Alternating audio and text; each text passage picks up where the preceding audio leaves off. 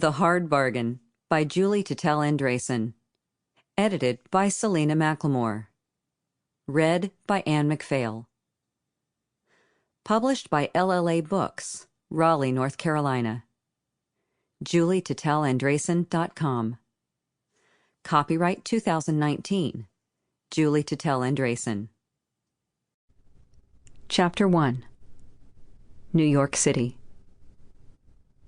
"Jesus, Arthur," Jason said on a gasp. He was twice shocked. First, to see his best friend unexpectedly standing in front of him. And second, to read the expression on his face. "That bad?" Arthur replied. "Tell me the worst. Who died?" Arthur's laugh doubled as a grunt. "No one." Relieved, Jason put his clipboard on the floor and made a motion to rise. "Well then, what can I do to help?" Arthur shook his head and gestured for Jason to stay seated. "Just a social call, so no need for help." He shrugged. "At least, not the kind you can give." Jason knew his friend well enough not to ask further questions. He simply nodded at the empty seats next to him in the front row of the tiny theater. He was certainly curious as to why Arthur was paying him a social call, in the middle of afternoon callback auditions, no less. Then again, Arthur did what he wanted. Jason figured Mr. Stillest of Still Waters would say what was on his mind when he was good and ready. Arthur unbuttoned his topcoat and unwound his scarf with a kind of weary deliberation, and tossed these bulky items haphazardly across the armrests spanning most of the front row stage right. Then, with a heavy sigh, he sank into a seat one away from Jason.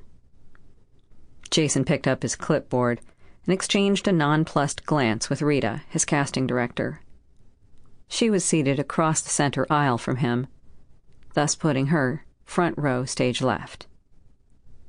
He found his place on the list of names attached to the clipboard and gave Rita the go-ahead with a nod.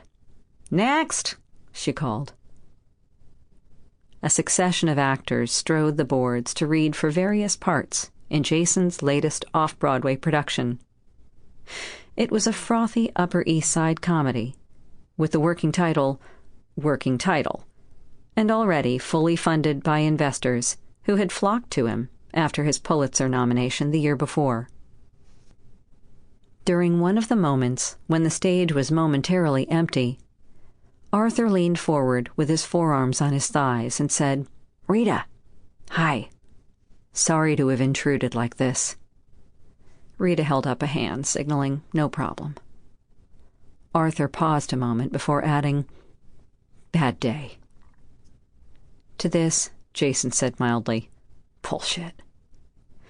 By now, he had figured this bad day in Arthur's charmed life was equivalent to a smudge on the picture window in the suite of anyone else's luxury cruise. So, without further comment, he conferred with Rita about the last actor who had just read for the part of cosmetic surgeon. Rita called, "Next!" and the auditions rolled on. A good 15 minutes later, during a slight pause, Arthur said quietly, "Not here for sympathy." "Good," Jason said, reviewing his list of names and making notes, "because unless you're going to tell me you have an incurable disease, lost all your money, are suddenly impotent, or are experiencing some other calamity, then I'm not—" "The clause has been invoked," Arthur broke in. "The clause?" Jason repeated absently. His pencil was poised at the name of Carla Pereira, who would be on stage soon. He wondered how she would strike him this second time around. Although she was not at all what he had originally had in mind for the part of leading lady, she was worth another look. "Yes, the clause," Arthur repeated stonily.